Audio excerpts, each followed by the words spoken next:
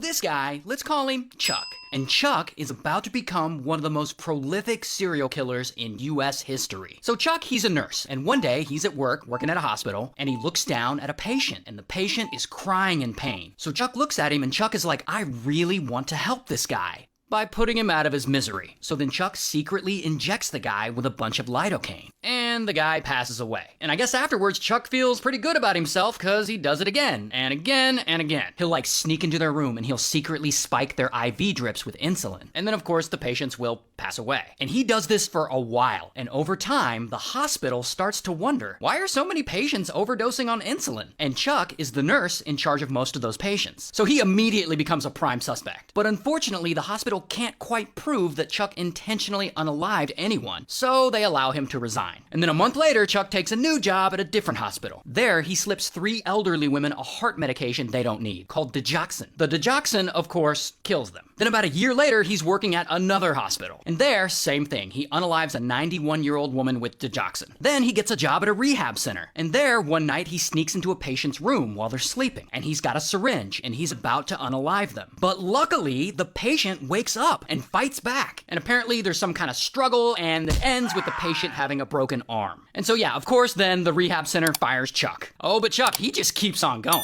He, again, gets a new job at a new hospital, and there he unalives another patient with digoxin. Then he leaves that hospital and does the same thing at a new hospital. Then yet again at a different new hospital. He unalived 5 more people. So at this point, Chuck's been secretly unaliving people off and on for about 14 years. And no one has ever really caught him because no one can prove he's the one who's doing it.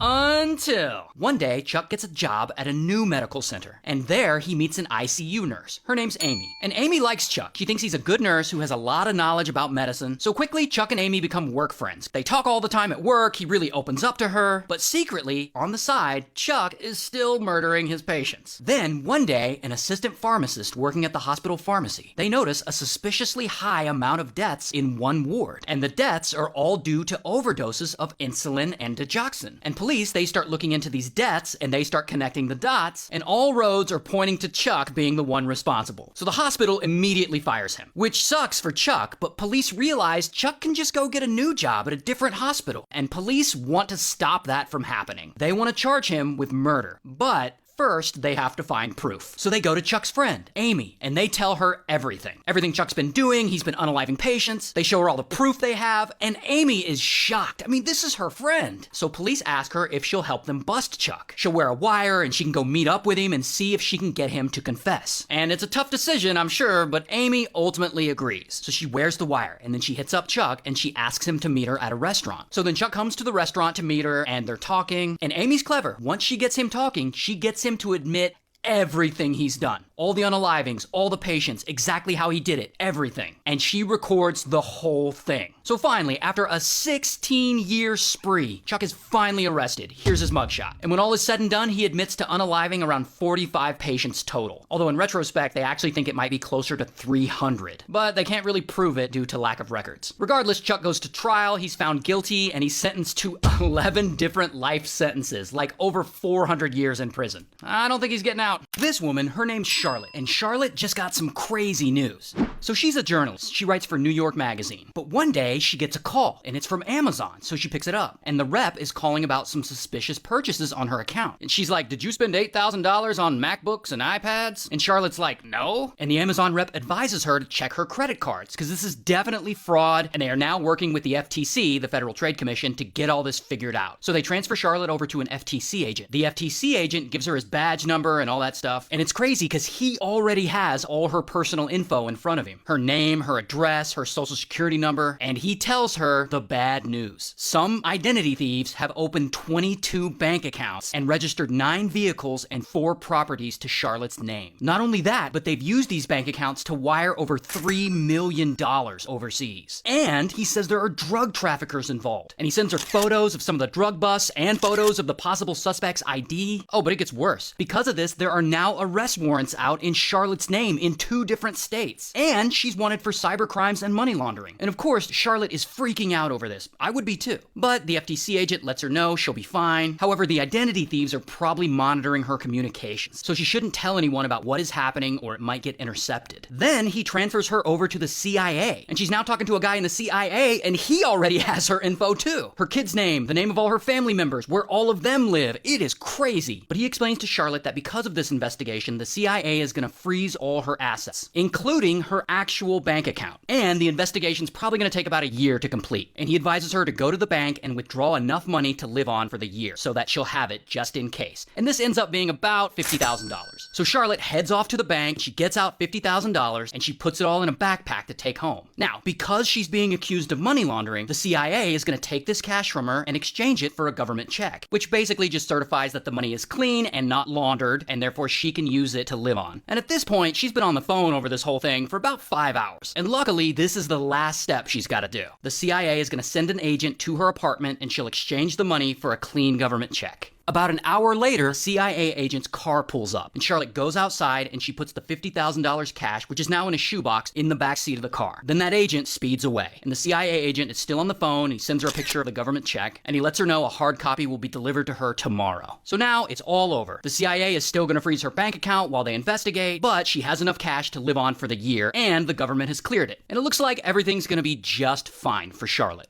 Until later that night, she calls the CIA agent for a follow-up. But the person that answers kind of blows her off, tells her that the offices are closed and that maybe the agent will get back to her tomorrow. And that is the moment when Charlotte starts to walk back through her whole day. She gets a call from Amazon. She's accused of money laundering. The FTC gets involved. Then the CIA gets involved. And they want her to withdraw $50,000 cash and personally deliver it to them. This whole thing suddenly sounds far-fetched because Charlotte just got scammed. And everyone she spoke to on the phone that day was in on it. A fake Amazon employee, fake FTC agent, fake CIA agents. And they were like texting her proof the entire way. Pictures of their badges when she asked for them. They were calling from spoofed phone numbers when they claimed to be from Amazon. Charlotte's caller ID actually said Amazon on it. Oh, but that's not even the craziest part. Not only is Charlotte a journalist for New York Magazine, she writes their column on financial advice. How to save money, how to budget, how to avoid scams. But despite that, poor Charlotte still got scammed hard. So anyway, she reports the scam to the actual FTC and the FBI, but it's pretty clear she's probably never getting her money back. I wish the story had a better ending, but I guess the lesson here is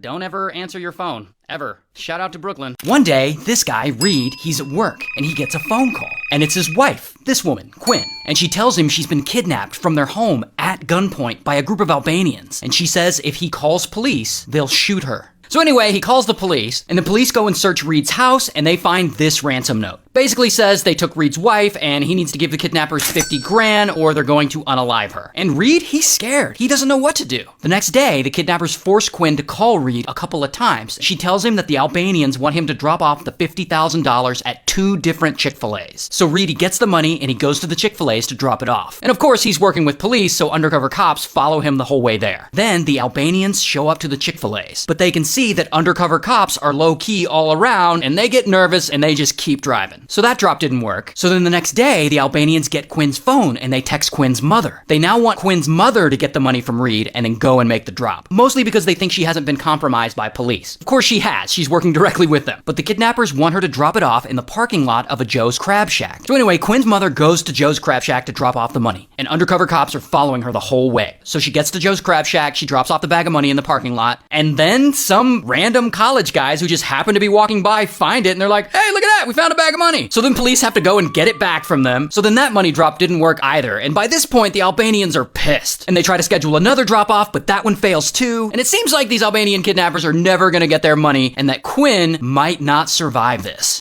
Until, after 3 days of trying to get this 50 grand, the Albanians suddenly just give up. And they just dump Quinn off in some local parking lot. And her clothes are all torn, and she's freaking out. And so police bring her in, and they talk to her, and they ask her what happened. She tells them she was kidnapped from her home by some Albanians. They tied her up, and they took her to a warehouse where they SA'd her. Then they took her to a motel where they put a pew-pew to her head, and they forced her to call Reed and ask for ransom money. Then she starts suggesting to police that maybe Reed was in on the kidnapping, and maybe he concocted this whole elaborate plot because he wants her dead. And if that isn't crazy enough, then Quinn's story changes a little. She had originally said 3 Albanians kidnapped her, but now she's telling police it was only one guy who did it. And she starts pointing fingers at this guy, who we'll call Boz. Boz is a local car mechanic, and he's not Albanian, he's actually from Bosnia. So police go and find Boz, and they bring him in, and they question him, and that is when Boz drops a bomb on everyone. He tells police he's never kidnapped anyone, and not only that, he has the receipts to prove it. Listen to this story. Here's what really happened according to Boz. So Quinn and Reed's marriage had been on the rocks for a while, and one day Quinn meets this mechanic Boz, and they really hit it off. And soon they become friends, and then they start smashing. Now Quinn wants to leave her husband for Boz, so together they come up with this wild plan. They're gonna call Reed and say that Quinn was kidnapped by some Albanian thugs, and then they'll demand he pay them $50,000 ransom. And then they write a fake ransom note for Reed, and then they leave it, and then they go and they stay in a motel for 3 days. While they're at the motel, the whole time they're sending texts to Reed, telling him where to drop off the ransom money. So there were never any Albanians, there was never any kidnapping. They made it all up to extort 50 grand from her husband.